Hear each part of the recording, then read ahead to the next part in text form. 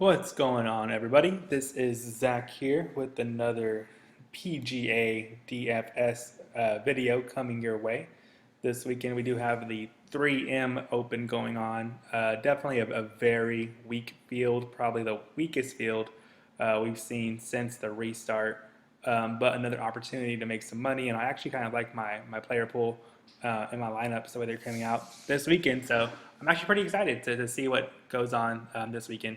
If this is your first time here, new to the channel, first time kind of seeing or hearing about me, I have been playing DFS for about 7 years now. Used to make a lot of video content a couple years ago, but that kind of tailed off due to some other things going on in my life. But ever since the hiatus and the lockdown due to COVID started, thought it was a great opportunity to start making some videos and making some content again. So I've been pretty consistent about that, about making videos here on YouTube and also posting a lot of content in different my opinions and thoughts on different slates over on my Twitter.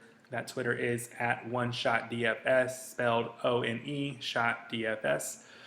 Reason behind that name and it kind of what my content is geared towards is I don't really do max entry type of contests. I don't use an optimizer and try to have every exposure to every single player. So I really do play, 1, 2, 3, max 4 lineups that I manually build out each week. And so that's what, again, my content is more geared towards that. So with me, you're going to see a lot shorter player pools. And just really everybody I describe in my player pool is someone that I do actually use in my lineups. Last weekend was another good PGA weekend for me. Cashed pretty easily, had John Rahm as a core player, had him in every single one of my lineups, which proved to be really, really well. Also had Henrik Norlander, who did really, really, really good also. Gave out those locks on my Twitter page last week, well before the lock. So if you're not following me on Twitter, that's one of the benefits of following me there is you get those last minute locks and kind of where I'm going right before the slate comes to a lock. Did have Paul Casey last week also, who essentially just missed the cut on one hole. He shot an 8 on a par 3, and that just ruined everything for him. He barely missed the cut by a stroke. So as you can see here, it's someone I'll probably be going right back to in this 3M Open. But let's just go ahead and dive into today's content. Also, if you haven't hit the subscribe or the like button, please do so now. It really helps out a lot in growing this channel, and just really makes me want to make more content and make more videos. So again, if you appreciate this content, if you're more of a single lineup or 3-entry type of manual build lineup, I think you'll find all of my videos and content very useful, and you should definitely subscribe. So again, getting into this weekend's tournament, the 3M Open. You'll see here the only studs above 10K that I have interest in and that I'll be using are going to be Tommy Fleetwood and, like I mentioned earlier, going right back to Paul Casey. So a few notable names that are missing are obviously Dustin Johnson, who is the most expensive player at 11.5, Brooks Koepka, and Tony Finau. DJ, I don't have an issue going with. It's just someone, when I was doing my lineup builds, didn't really fit what I was trying to do with mine. But DJ, obviously, he's easily the most talented player in this weak field coming up this weekend. I wouldn't put too much thought into his performance last week where he finished, I think, plus 16. Just because, as everyone saw, those conditions were absolutely terrible, and everybody did really, really poorly, especially going into Thursday and Friday. But DJ, easily the most talented player here. It's just for me at 11.5, with this type of field, you really need like a top 3 finish from him in order to pay off any value. With my money, I'm taking the stand that he's probably not going to hit a top 3, although I would not be surprised at all if he hits top 3 finish and ultimately wins the whole thing because he is the best player. It's just at that price, again, doesn't fit my builds, and someone I probably won't be getting to at all, just due to what I've seen from him in the past and then the way that I like some of the other players a little bit more than that. The whole narrative with Brooks Koepka, as everybody's really aware, his knee isn't healed at all, and his recent form kind of shows that. Whether it's due to that injury or not, we don't really know, but I'm not going to take that risk on a Brooks Koepka. I think it's 11-2. Tony Finau, it's another fine play, again, just doesn't fit my builds and what I'm trying to do. But talk more about my studs. You'll see that I do have them highlighted in green here, which means they are going to be a core play for me. So I'm going to try to fit one lineup with both of them in there, but for sure, all of my lineups I will have either one or the other of Fleetwood or Casey. So starting with Fleetwood, this is going to be his first tournament since the return. So I am anticipating his ownership to be a little bit lower because of that. People might be nervous about the competitive rust or he's not quite up to form. I mean, we've seen kind of both sides of that coin play out, right? We saw Hideki's first tournament back. He looked terrible, didn't look that well. And we saw like someone like Terrell Hatton come back and look perfect and just fine. So I think Tommy Fleetwood's going to be back to his usual form. And I think I have no issues playing him here. I think we're kind of getting him at a little bit of a discount as well. I mean, 10-5 in this kind of field. I definitely expect a top 10 finish from Tommy Fleetwood here this tournament. Diving back into Paul Casey. So yeah, last week missed the cut by one stroke. Like I said, it was really just all due to literally one hole. He went +5 on a par 3, missed the cut by one stroke. That was his first tournament back.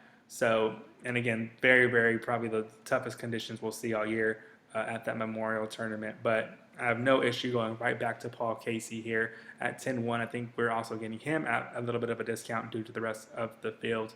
And this course just sets up really, really perfect for Paul Casey. You'll see here on my star rating, I do have him as a 5-star rating because I really, really do like Paul Casey. And he'll be one of my core plays. Whether that is with Fleetwood or without him, I'll for sure have some Casey in every single lineup of mine that I create. So then we get into the 8K range. Nobody really in the 9K range that I'll be playing.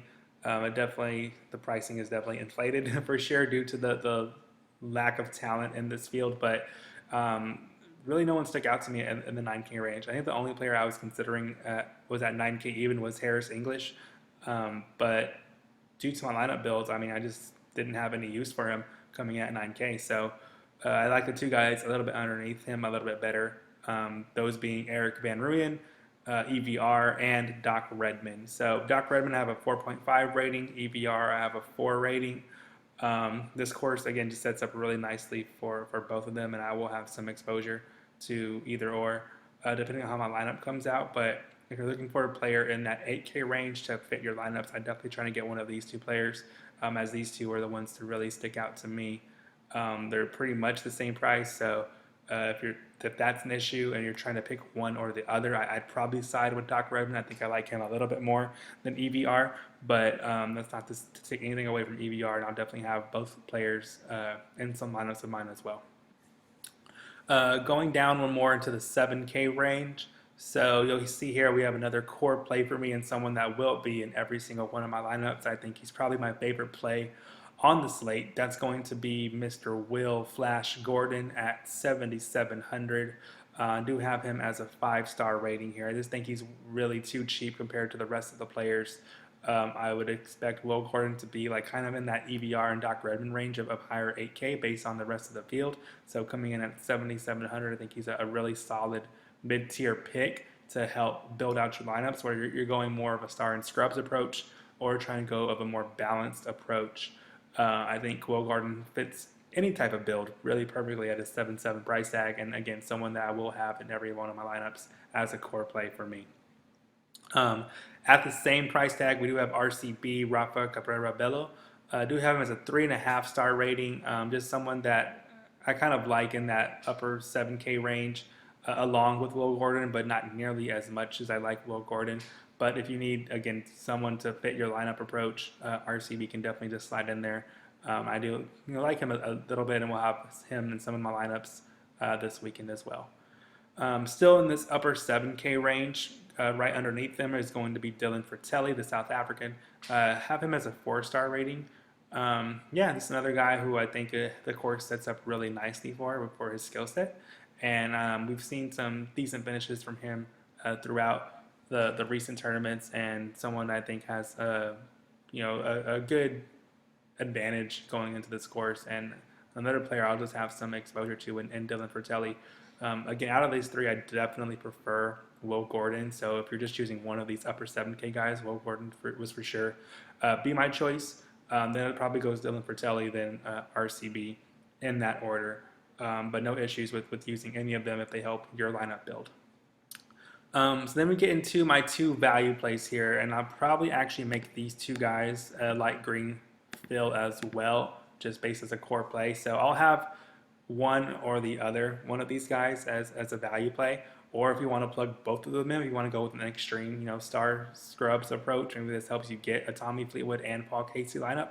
I don't have any issues doing that as well, but rounding out my value plays, we have Cameron Tringali at 7,200, and we have Chesson Hadley at 6,900. Just two guys I think are really too cheap. Again, I'll probably have one or the other, and they are for sure my favorite value plays on this slate. Have both of them kind of graded out evenly as a 4.5 star rating, and someone that I will definitely be using to help build out my lineups both in a balanced approach and in a stars and scrubs approach. So that's really it what I have for today, guys. Really short video with a short player pool, which is always good. I always feel a lot more comfortable with having a minimal player pool. As far as my approach, I'll probably build about 3 to 4 different lineups manually. I'm leaning towards the stars and scrubs approach a little bit more just because this field is incredibly weak. I feel that a lot of these players in the 7 and 6K range can easily compete with the guys in the 8 and the 9K range. I don't think the talent gap is that far apart as it is like with the 10K stars in this field. So Fleetwood and Casey are definitely the two studs that stand out to me the most, coming in at above 10K, and then value pieces on the opposite side, Tringali and Chesson Hadley are probably my favorite value plays as well. And then Will Gordon right there in the middle in the upper 7K range, probably my overall just favorite play on the slate when it comes to price and value and just helping build out lineups as well. So again, that's it for today. Make sure to like and subscribe this video to keep up with all the updated content. We do have MLB and NBA both coming back. MLB starting tomorrow, of course, and NBA coming next week. So super excited to have those two main sports coming back as well. But we'll keep up the golf video content here on the channel. Again, like, subscribe, follow me on Twitter for all the latest updates and content. And let's go.